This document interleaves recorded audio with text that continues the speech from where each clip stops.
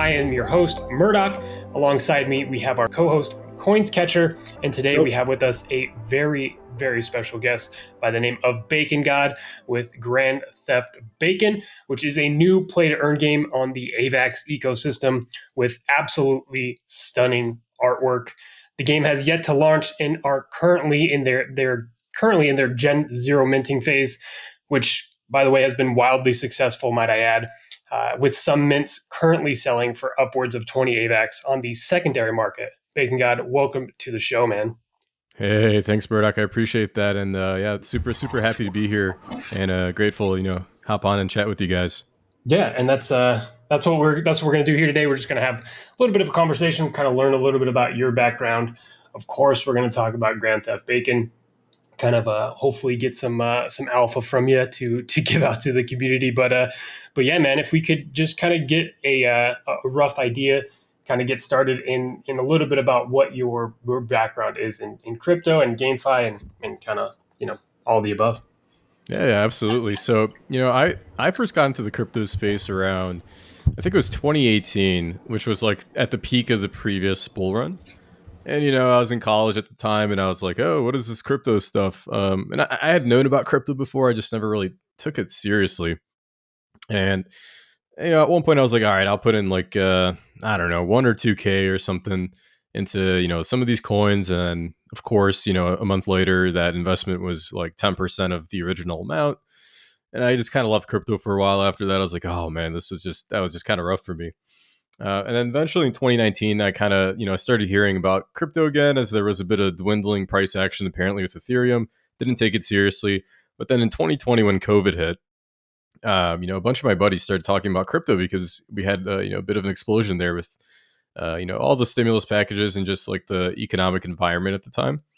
And that's when I started looking into, actually taking it seriously, looking into DeFi and, just different aspects and different parts of crypto.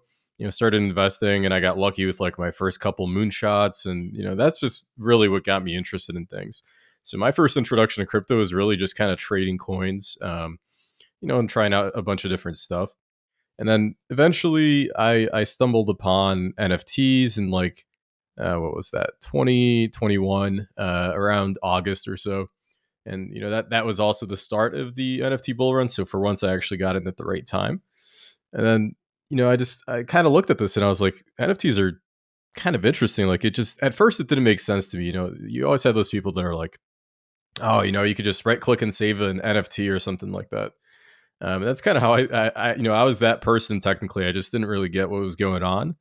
And I started looking more into it. And, at a certain point I was like, wow, this is very, very interesting, because I think it's like the equivalent of like DeFi and like all these small market cap coins, but it's more accessible to I think people outside of crypto. It's something that they could relate to much more easily.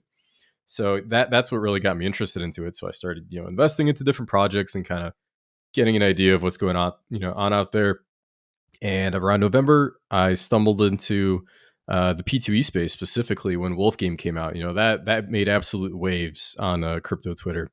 Yeah, totally. And yeah, 100%. And I was like, wow, okay. I started looking into that space. I looked at some of these other games, and I just started to develop an interest in that because I think it's a really interesting opportunity. Like a lot of these, there's a whole ton of games coming out now, and everybody's trying some kind of new idea, new mechanic. And I basically thought about that, and I was like, hey, why don't we try making a game? And I played a couple of them before that, so I kind of had an idea of some different things that we could implement and what was it that attracted you to Wolf Game? For Wolf Game, it was definitely, for one, it was the hype, I think. Crypto Twitter was just absolutely blowing up. And two, I guess the returns. One of my friends, he got in really, really early, and he was staking like a ridiculous amount of sheep at some point. So when I saw his gains, I was like, oh my God, like what's going on here? This is nuts. And three, I really liked Wolf Game specifically. What I liked was like the risk factor they had. Honestly, that possibility, the possibility of losing something potentially, or just that gamble in there kind of excites. I think it makes it a little bit more exciting. Yeah, definitely. But yeah, I would say that's basically how I got into it. After playing some of those games, kind of tried him out. I started watching, a bunch of YouTube content, running into Murdoch and other figures in the space, and just threw together our own game, Grand Theft Bacon, and put together a team and just got it out there. How did you meet the team then? Oh, so the team technically is there's a couple of us in there in terms of like the core founders, and both of those guys I just knew back from college, and so I've known them for years, and we just kind of decided to do it together. And our development team, I actually knew I got referred through a friend, and kind of got in touch with the developer and got him in here. He kind of took a look and he's like, hey, this looks like a fun project. And he referred me to like another friend of his that he's worked with for years that handles like the front end part of the project. So technically, like everybody on the team was either somebody that I knew, or basically somebody that could be referred to, or was referred to me by another person on the team. So pretty much everybody, I was really comfortable going into the project from that perspective, because everybody was just super solid, and I was really happy with the team that we have. Yeah, definitely. Sorry, Coins. But yeah, that totally makes sense, and I think that obviously, building out, developing a team is obviously one of the biggest components to having a project that has the potential to be successful. But if you could, I know that if we talk about the difference between what you guys are doing and Police and Thief, or like Wolf Game, or any of these other play to earn games out there, Mm-hmm. I think that they've all kind of run into some issues where really there wasn't enough deflationary mechanics baked within the game. Mm-hmm. So I would love for you to kind of explain a little bit about Grand Theft Bacon. We kind of got an idea of how you guys got started, how you built the team. Mm-hmm. But if you guys could, or if you could kind of elaborate on exactly, what you guys are doing, some of the game mechanics, and that kind of separate you guys from the pack, so to speak, that'd be awesome, man. Yeah. I think it'd be good to explain it as if you were talking to someone who'd never played Wolf Game or Police and Thief. There's still oh, gotcha. Yeah. Yeah. 100%. So that's going to be a little tricky, but let's give it a shot. So, basically what we're doing here is we're launching an NFT collection, but we're adding a layer of utility, something for the holders to get some benefit from, in addition, to owning the NFT and having a piece of art. What you're actually able to do is we've built a game, where a beginner can kind of hop in and go ahead and stake their NFT, which means basically you're kind of you're basically saying, hey, I'm not going to sell or touch my NFT for some amount of time. And what are you going to do for me? And what we're going to do for the holders is basically give them our custom Avalanche token, which is basically a way for them to get a little bit more utility out of the project. And what they could do with that token is they could either go ahead and sell it on Trader Joe, or one of those DeFi markets, or they could go ahead and also potentially mint more NFTs. So we've basically created a game around early holders and early adopters being able to do all sorts of things with their NFTs. And I think that kind of creates like a bit of an exciting environment. It's something different, especially if anybody listening to this, you guys haven't checked out like pay to earn games or something like that. It could potentially be profitable as well. Of course, nobody could ever promise you anything technically, I think, but if you take a look at some of these games, potentially, it's a very interesting type of, I would say, or an investment vehicle even. Mm. But yeah, in terms of what we have going on that kind of differentiates us from a lot of these other guys, if you look at the space, you'll find a lot of the projects they'll launch with, like Murdoch was saying, a token, and they'll provide the initial liquidity or the initial amount of money. And what ends up happening is it's not very sustainable. You'll see either a massive spike up in price of the token, and then immediately just kind of nukes down, or it'll do some kind of like a fizzle out. It'll go up and down, and do a couple things, and then it eventually just goes down to the ground. And I think a big problem there is it's just one token that's there, and there isn't really any incentive for the person to actually use that token in the game itself versus just selling it to the market and cashing out their earnings, so to speak. Right. And that's something that we kind of 100% wanted to make sure that we addressed in our game. And there's been a bunch of different solutions to this, or a bunch of different ideas in the communities. Chicken Game, I believe, was one of the first to implement what they coined as like a tri token system, where it's not just one token, that you're being paid out primarily. Um, there's another token that's introduced into the game that's actually you have to obtain it in order to progress in the game, in order to get more NFTs, in order to do more mints. And that seems to have worked pretty well. Chicken Game is they're doing very well as a project, I think. And I kind of looked at that, and I also looked at Pizza Game that had a very similar system. I think they tweaked it slightly from Chicken Game. It was inspired by them for sure. They basically quoted them in the white paper. But yeah, we took that idea, we implemented that in our game as well. So that's like one of the things that we're looking to do to kind of help maintain the token, stability. Having some kind of a secondary token has I think been very, very helpful in a lot of different projects. And Murdoch, I think you mentioned some sort of burning mechanic or something like that, because 100%, I think if you drop a project or a coin or anything without a burn mechanic, unless you can consistently bring in new capital and just maintain hype for weeks or months on end, it's going to be very difficult to sustain price levels, because inevitably people, I think, have to take profit. And it's just a question of when enough people are going to feel like they have to take profit and send things down. So burning tokens is 100%, I think, necessary to kind of sustain any sort of long-term growth of a token. And the way we kind of chose to handle that, similar to other games, is in the generations of NFTs after the first 10,000 are minted, that those require grease, which is our token, in order to mint. What we do when people are minting with that grease token is we actually burn 100% of the grease that is utilized. And this is something that we've seen in other games. Space Game. I think just about any game that drew inspiration from Wolf Game, they kind of went ahead and took that aspect and put that into their games. That's just one token, or I guess one burning mechanism we've put in there.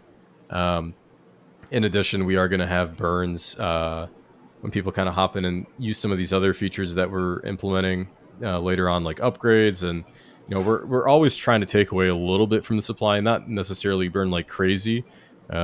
Just because if you burn too fast, also that could be problematic. It'll lead to like price spikes and a lot of selling pressure to take advantage of that. So I think it's like a fine balance, honestly. And it's definitely like a bit of an art and also a bit of a science as well. You could come up with like the perfect set of tokenomics, I feel like, but at the end of the day, that element of like human behavior makes it a little bit difficult to prepare for. But we've definitely hopped in there and made sure that we kind of borrowed a lot of these ideas from other projects that we really liked and try to incorporate them in a way that made sense in Grand Theft Bacon. Yeah, no, I think it's super interesting. Would you say, like, do you know who your target audience is from the get go?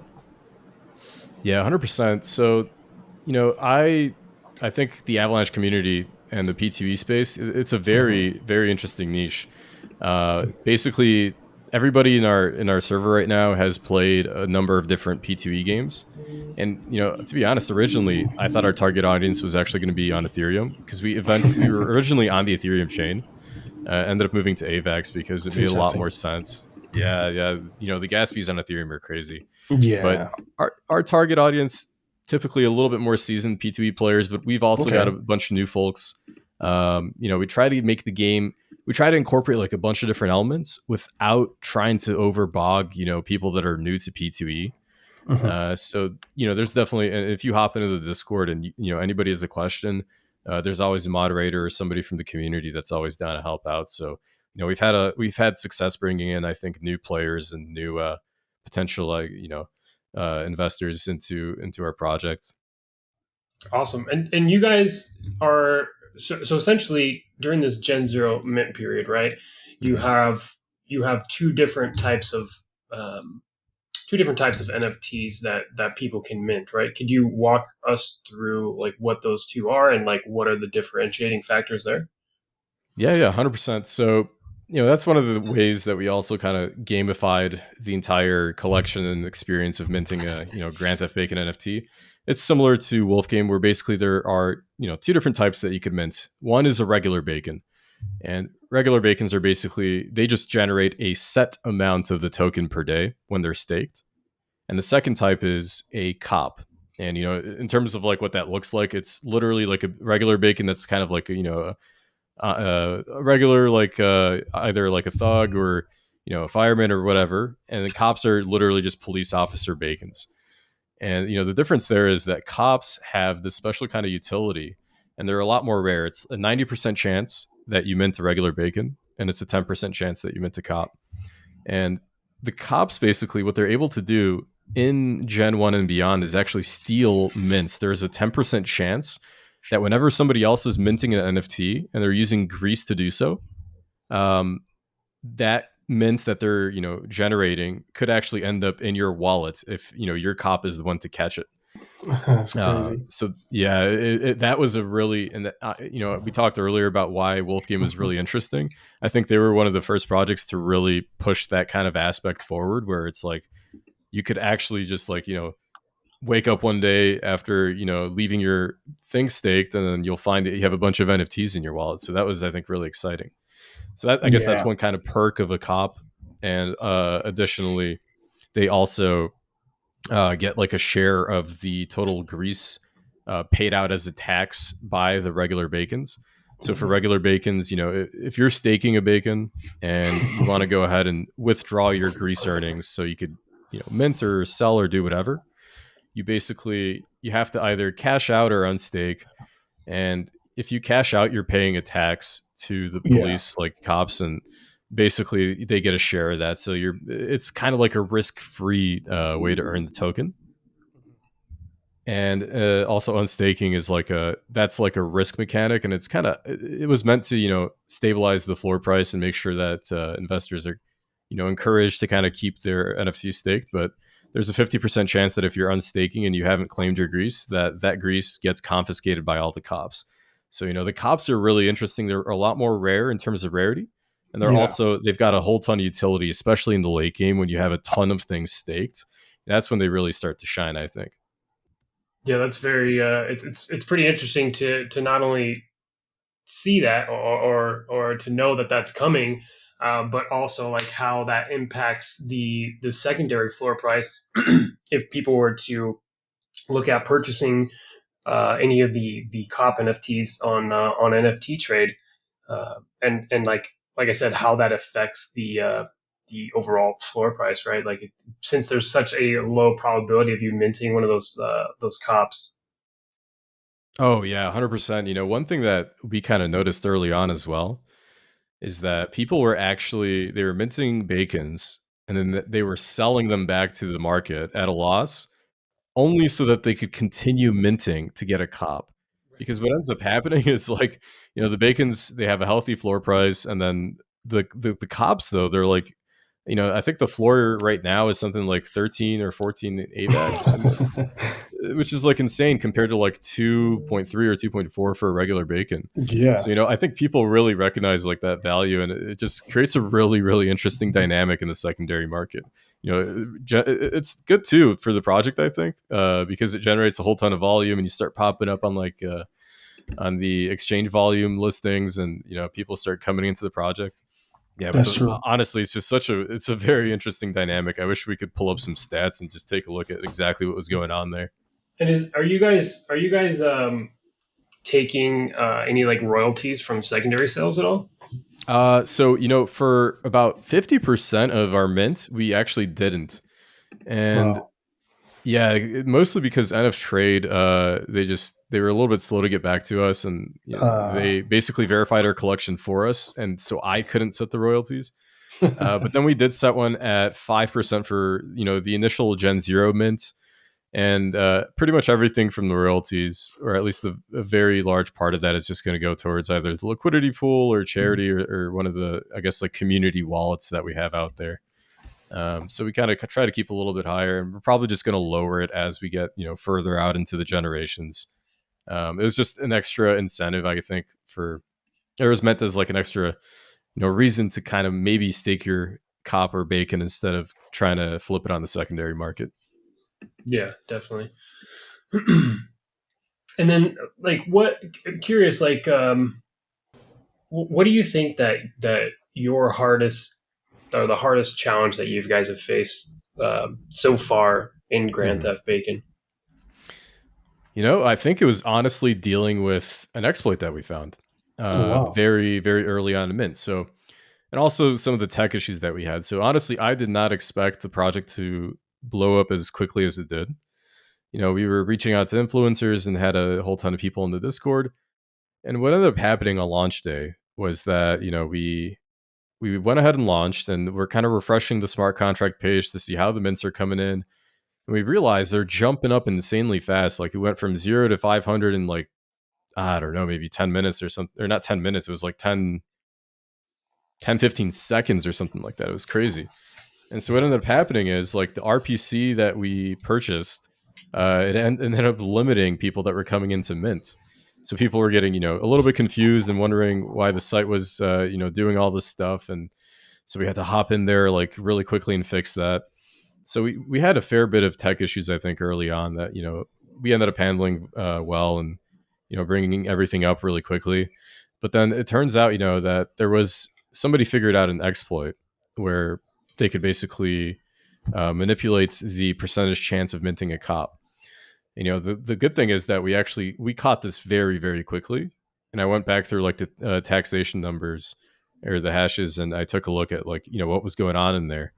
And, this is an exploit that technically occurs with a lot of these games as a result of like randomness just being very difficult to simulate on the blockchain. Theoretically, like everybody could see anything on the blockchain, so there's ways to reverse engineer randomness and seed functions and things like that. So I think because we caught that early on, we basically we had to pause minting because is either do what a lot of other projects do, which is ignore it and wreck the floor price, and then you basically create an unfair game, or we just took the risk and we paused the mint. We were at like I think 4,300 mints, and by doing so, we were able to basically stop the exploit in its tracks and pulled the community really quickly, figured out what we could do. And luckily, I was honestly shocked. The community is very, very supportive. And they were really happy that we caught this early on a lot because again, like a lot of these other teams and games, apparently I learned is they just kind of let it run and they're like, oh, there's nothing we can do.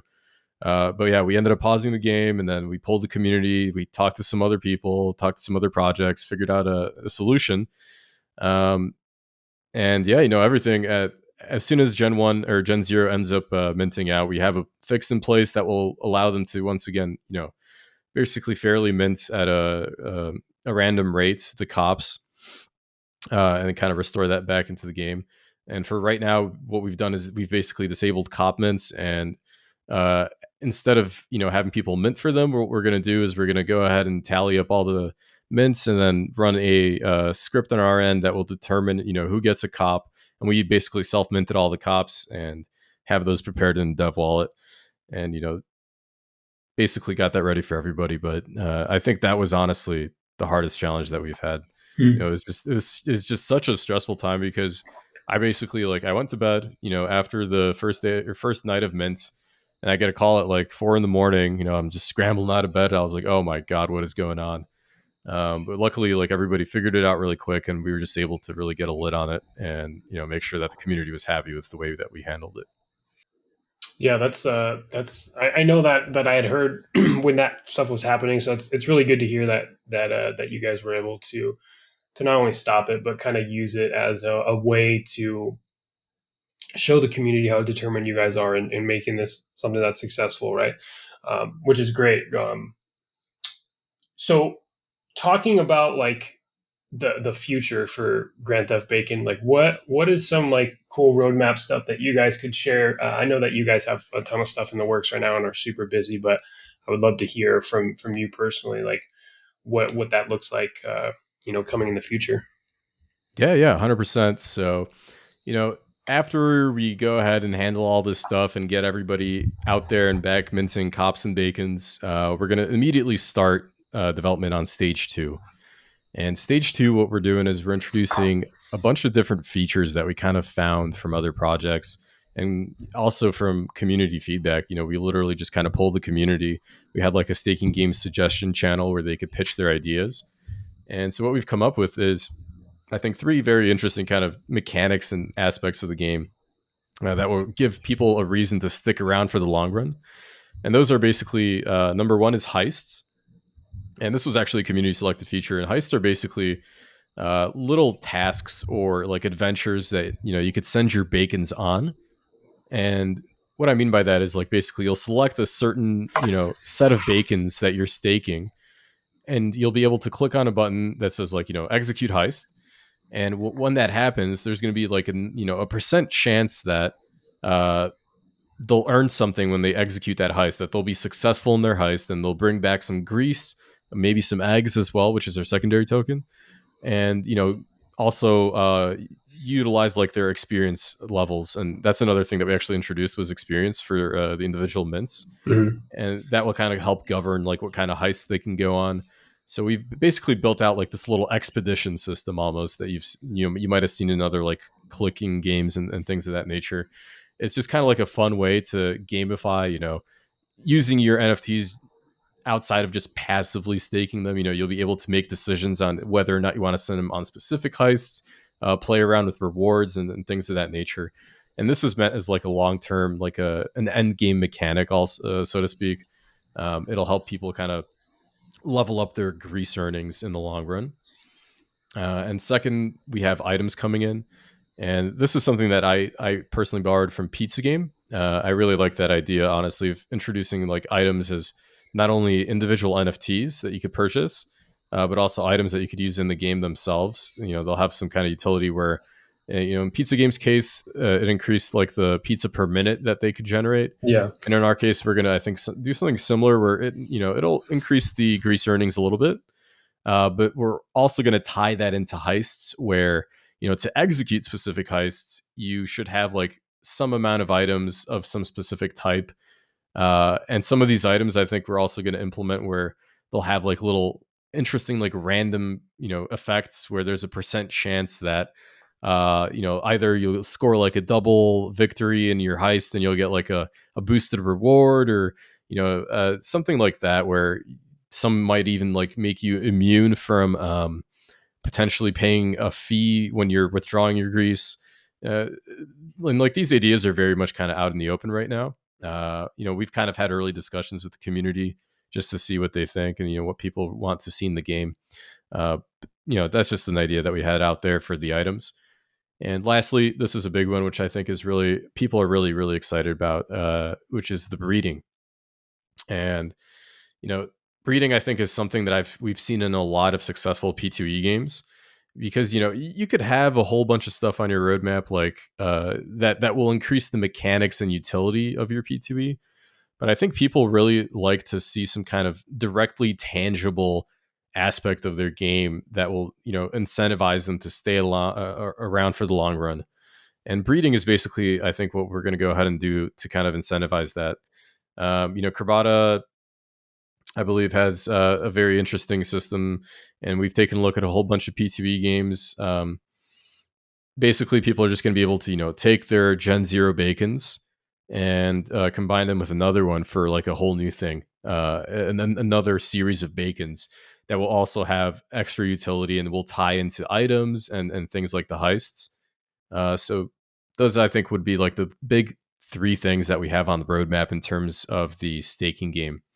And in addition to the staking game, I should probably mention this before, but we're also doing a NFT Worlds project as well. Yeah, And it looks awesome. I'm super pumped about it, man. oh yeah, 100%. When we're not 100% sure on what exactly we have for the NFT Worlds yet, we've gone ahead and allocated part of the dev budget into that. We've bought the NFT World. It's just sitting in the wallet right now. And one of the guys on the team, one of the founders, Bacon Nakamoto, he's going to be spearheading that project, and he's thinking some kind of like I wouldn't say Apex Legends necessarily, but some kind of thing where we're going to actually pin up like cops versus bacons, and it's going to be kind of like a fun little shooter. And hopefully, we can also implement some sort of P2E aspect into that itself as well. So in addition to the staking game P2E, you're going to have like something that you could do in NFT worlds. Because I think that personally, I think that's a very interesting like shift that we've seen. Is P2Es. There's been a whole ton of like wall or browser based ones, but now I've seen a big like shift to like actual games since those have been in development for a while. They're starting to launch. I think that's going to be super interesting for us to explore. Yeah, and I totally agree. I totally would agree. And I think what I love most about like play to earn or GameFi or things like that is like the audience that it can capture that is not familiar with DeFi, and they see like maybe they've done a little bit of stuff with NFTs, but they've never really ventured into staking or like yield farming or anything like that. Um, and really like almost without them even knowing it, if they're taking advantage and playing these play to earn games, right, they're participating in DeFi as a whole. And it's just cool to see like the influx of new like retail investors, jumping into these play to earn games. And then furthermore, like then understanding or being able to understand in a simplified way like what DeFi is and all these like financial tools that essentially everybody can take advantage of. So like that's why what makes me like super bullish on GameFi and play to earn in general. Um, but yeah, man. Yeah, Coins, do you have any more questions about specifically about the game? Less so about the game and more so about like which other games kind of like most inspire yourself in this space, or which other games in GameFi have you been most impressed with? hmm yeah, no, 100%. I took a look at a whole bunch. Wolf Game was just like the first introduction I had. Yeah, And so we were definitely heavily inspired by that. I just like the whole risk factor thing that they implemented.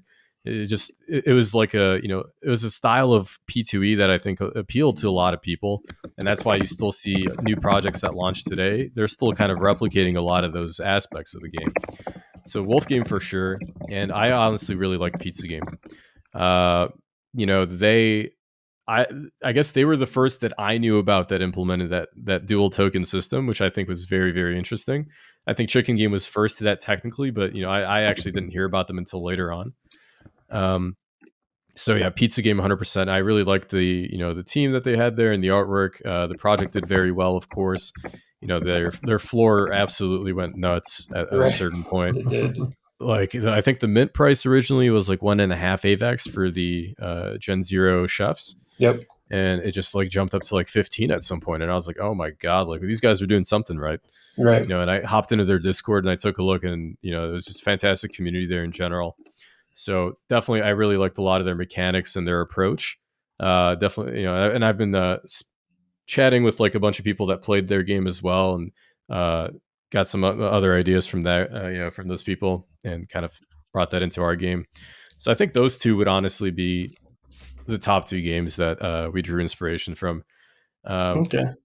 and I guess WND as well, Wizards and Dragons. That one How? was, I think, the first P2E after Wolf game that introduced like additional mechanics, Okay. which was like, because up until that point, everybody was basically dropping projects that were more or less forks of Wolf game on different, chains. Yeah.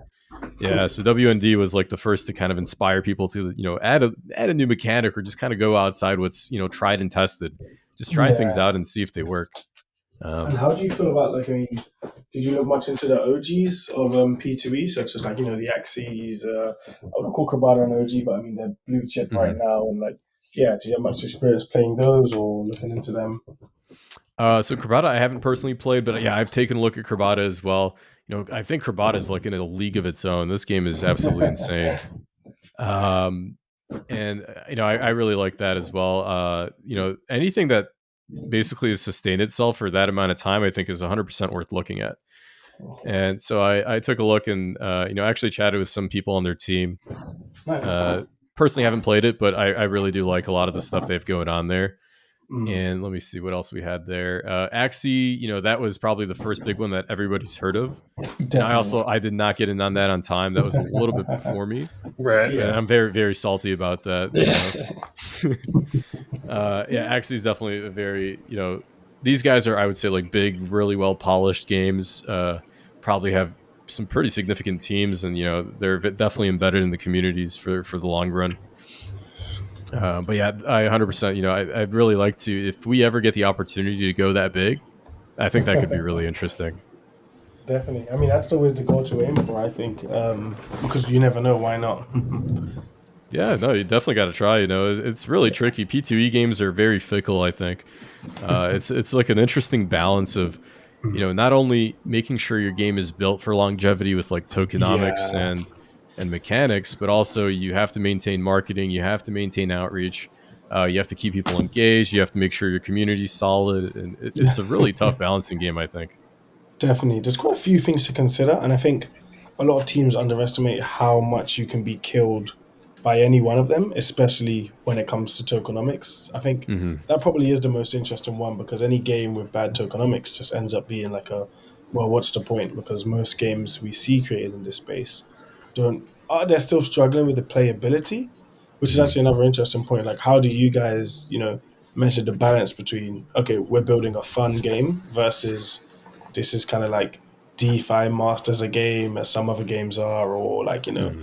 this is simply just a, play to earn or idle playing game. Yeah, I we kind of go we tend to, I think, talk to the community and see what people have to say. First, that's how we run our, I guess, ideas. First is we'll throw something out to the community and we'll see how people feel about it. Mm, And if they like it, then we'll pursue that idea and see if it makes sense from like a tokenomics perspective. yeah. If the idea is something like let's lower the supply of grease so that we're all making $5,000 a day when the initial liquidity gets put in. Yeah. I'm just like, at that point you have to kind of step in and factor in like the tokenomics. You're like, okay, so is Yeah, this going to nuke the exactly. game? From Exactly. from a tech perspective, as much as I would love having every single person that invested make $5,000 a day, That would that's be just a amazing. recipe for disaster. So Yeah. I mean, we yeah, saw how the own folks went, didn't we? Yeah. yeah, 100%. Like, I think first we ask the community. Second, we consider whether it's technically feasible as well. You know, I think a lot of people, and I personally did not realize this, but when it comes to blockchain development, it is actually pretty restrictive in what you can do on chain. There's a lot you have to balance from a technical perspective, from security perspective, um, in terms of introducing gas fees and things of that nature. So there's also that perspective. I think that's mainly those kind of things that you have to worry about. Community, how they're going to feel about the change, if it's technically feasible, and whether or not your tokenomics are going to nuke. That's kind of how we've been going about it. And I don't think there's an exact science necessarily as to like how you could. There's not like a set of steps that you could take for every single decision. I think you Mhm. kind of have to feel it out at a certain point as well. In addition to Yeah. thinking critically about it and kind of trying to run numbers on a spreadsheet and stuff like that. It's true. I think that's what always drew me to crypto. It was like, you do just have a playing field where you're able to test a lot and kind of innovate, whether it be tokenomics, whether it be game design, and just kind of like mess around and tweak things, and like you're allowed to kind of fail and re-upload or relaunch and things like that. It is really like almost like a big I'd say it's like a playground or like a testing ground for just innovative ideas, which keeps things quite interesting. It makes it I'd want to know, like, how are you still personally like focused on investments into the space, just in terms of like potentially other GameFi coins such as like Treasure, Magic, Hmm. and then as well as like DeFi as well. Yeah, yeah. So honestly, since I started working on the project and kind of we started ramping up marketing and development, I've basically close to none. I haven't really checked other investments or projects. I've just been Mhm. mainly focused on building this out. It's In terms of interesting. like investments in general, the only thing I got going on right now is just crypto. Yeah, I try to swing trade a little bit, nice. but the market's been so choppy lately, Oh, it's and I been think tough. NFTs.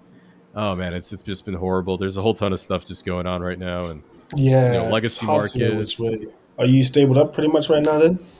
Yeah, I would say about 90% stables right now. I Nice. actually converted our mint earnings to stables before AVAX Oh, nuked nice. because Smart. I just saw the market and I was like, oh my god, like I want to Yeah, make sure that we could provide our liquidity promise and that AVAX doesn't nuke it to $50 for a couple of weeks. exactly. Yeah, that's Yeah. smart. I mean, what is your biggest shill right now then? Like outside of, Grand Theft Bacon, which, would be the biggest. In terms of projects, Projects, coins, like anything. that's a good question. Um, I if you asked me like 2 weeks ago, I would have said Pizza Game. Interesting. And I still really like the project. They just went through their cycle of Gen 1s basically minting out and their burn kind of Yeah. catching up with them. Yeah. Um, How but early I did you still, get in? into Pizza Game. Yeah. Uh, when did they launch? I think February 9th. I was in like 2 days after, so I didn't Oh, make it into nice. the mint because they instantly Fair. minted out. Yeah, that was crazy. Yeah, absolutely nuts. I think it was like a 15-minute mint. They did everything right, man. They had a Krabata Mm. partnership. They had a solid Twitter community was super hyped about it. They revamped like the tri token system. It was just perfect. And I know that they're struggling, but I honestly think that they could still, they're just. I think they're going through a lull. I sold some of my chefs. I'm hanging on to a couple more. I honestly think that what they've got coming, I don't know too much about the roadmap, but I know they're implementing like a lottery system as an additional burn mechanic. I think they still have a good amount of potential there. And honestly, in terms of new projects, I haven't been looking all that closely. And in terms of coins, maybe right now, I kind of think about the macro perspective of the market. I honestly do wonder if Bitcoin isn't going to take over the reins soon enough because what we've been seeing with the chop is basically Bitcoin going up and down, and alts are going up and down, but the alts never quite recover as well as Bitcoin. Mm. It's this interesting part of the market where Bitcoin is just going to kind of hop in and take the reins. So I think if the market is going to reverse at some point, I think Bitcoin is going to be an interesting play and definitely a safe play for the time being until you see that capital rotation again. No, yeah, definitely. Well, cool, man. I think that about wraps up what we wanted to go ahead and talk about. If there is anybody that may be watching or listening to this episode of the podcast and and and hasn't heard of Grand Theft Bacon yet, what would you recommend them doing? Oh, 100%. Honestly, just hop into our Discord, come say hello, and everybody in the community will greet you guys with open arms. And if you're curious about the game and you want to take a look at, the specifics and details, Discord is everything you guys need in there, I'd say. Also, take a look at our website, grandtheftbacon.com, where we kind of outline the project and talk about, what we have coming on the roadmap and some of the stuff we're doing in the community as well. Well, awesome, man. Again, thank you so much for taking some time out of your busy schedule. I know you guys have a lot going on right now, so again, thank you so much for hopping on here, and definitely excited to see how the roadmap unfolds. And I'm definitely going to be taking a part myself in the launch of the game. So yeah, super excited, man. Thank you so much for jumping in. But I think that about wraps up our episode for today, guys. Yeah, 100%. Thank you guys for having me, by the way. Great talking with other people in the space. And, Murdoch, you've been a huge help in getting our project out there. And I just really appreciate everything that you've done for us as well. Thanks for joining, man. Yeah, cool, guys. All right, guys. Well, we will catch you on the next episode of the MetaFarmer Finance podcast. Thank you so much for tuning in today, and we'll see you later.